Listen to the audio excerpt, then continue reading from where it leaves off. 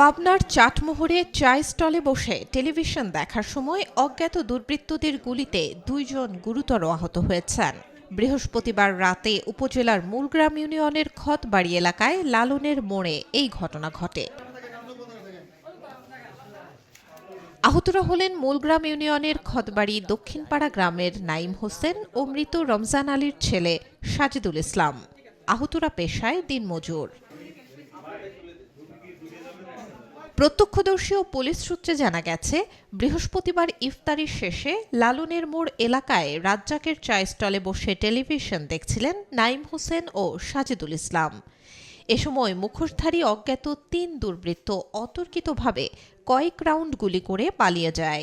এ সময় গুলিবিদ্ধ হয়ে তারা মাটিতে লুটিয়ে পড়েন।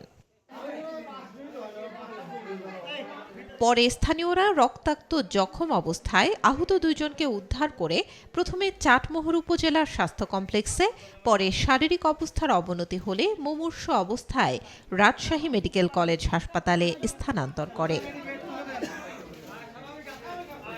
কী কারণে এই ঘটনা তা প্রাথমিক অবস্থায় জানা সম্ভব হয়নি, তবে পূর্ববিরোধের জেরে এই হামলা বলে প্রাথমিকভাবে ধারণা করা হচ্ছে। খবর পেয়ে ঘটনাস্থল পরিদর্শন করেছে পুলিশ।